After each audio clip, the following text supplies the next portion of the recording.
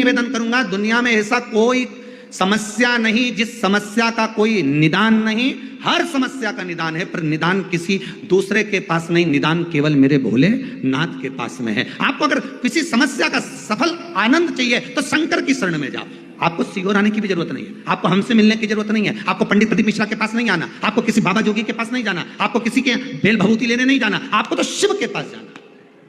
जो शंकर की वस्तु है उसको स्वीकार करो, बस शंकर की वस्तु को स्वीकारिए,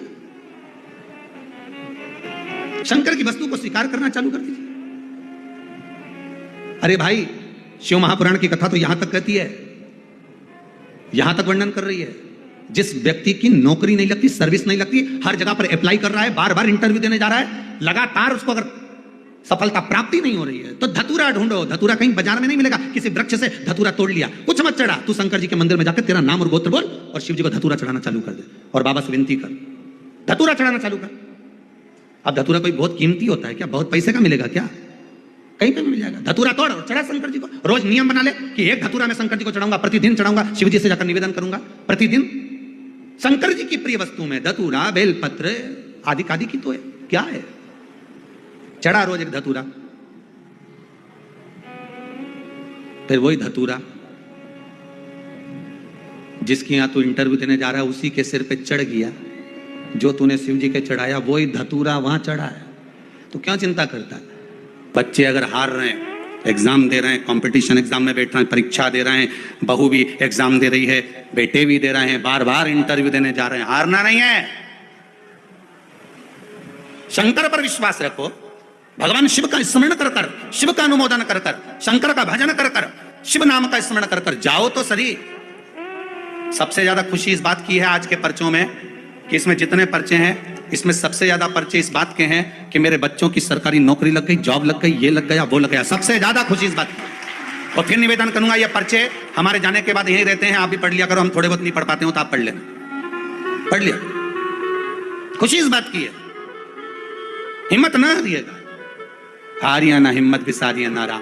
शंकर का अनुमोदन करते जाओ, शिव का स्मरण करते जाओ, भगवान की भक्ति को धारण करते जाओ, आगे बढ़ते जाओ। एक बात याद रखना, अगर किसी एग्जाम में बैठ रहे हो, बहुत बार बैठ चुके हो, नहीं हो रहा, तो कच्चे दूध में थोड़ी सी काली मिर्च को पीस कर डाल लीजिए। फिर काली मिर्च आ गई, ध्यान रखना। कच्चे दूध में थोड़ी सी काली मिर्ची को पीस कर डाल लीजिए। महाराज, थोड़ा सा कच्चा दूध बेलपत्री के पेड़ के नीचे समर्पित कर दीजिए, अपना नाम और गोत्र बोलकर। थोड़ा सा कच्चा दूध उसी में से शंकर भगवान को चढ़ा दीजिए। फिर एक कलश जल का साथ लेकर जाइए, जो शंकर भगवान पर जल चढ़ा कर आइए। फिर जिस एग्जाम में जा रहे हो उसमें आप चले जाइए, बाबा आपको सफलता प्रदान करेगा ही, ये पक्का। काली मिर्च शत्रुओं का नाश करती है, आपको बल प्रदान करती है कि आप जिस परीक्षा में बैठने जा रहे हो, आप जिस जगह पर भगवान का अनुमोदन करने जा रहे हो, आप जिस जगह पर कंपटीशन एग्जाम में बैठने जा रहे हो, वहां सफलता देगी वो आपको।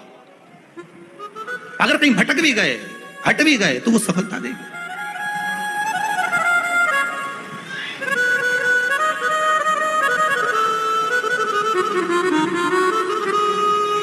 अभी कुछ दिन पहले की बात है, आगरा के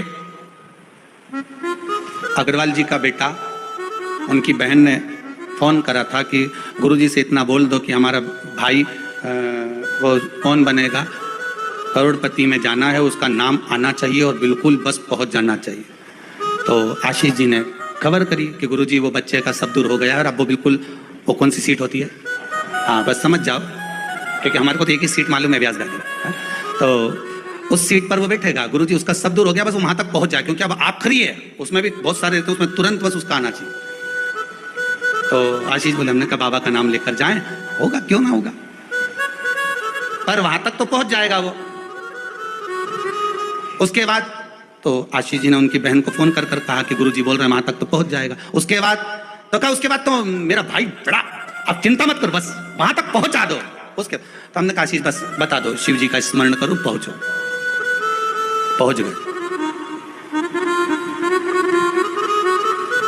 अब फिर बोली, बात याद रखना, गुरु कह रहा है कि पेड़ पे झंडा बंद, गुरु जी ने ऊपर चढ़ा दिया।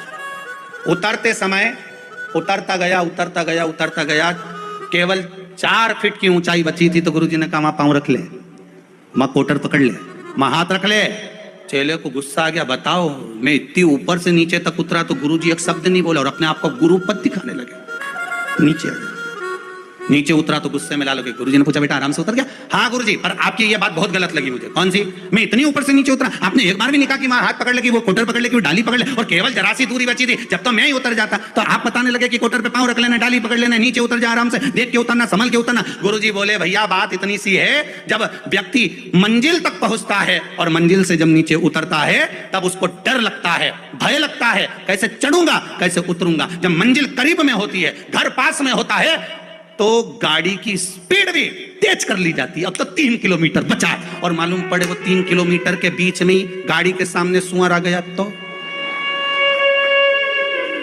विचार करिएगा जरा, बहुत सोचने वाली बात है। पशुपति व्रत आप कर रहे हो, पशुपति व्रत आप धारण कर रहे हो, पर निवेदन केवल इतना सा है कि आपकी स्पीड का ध्यान रखना।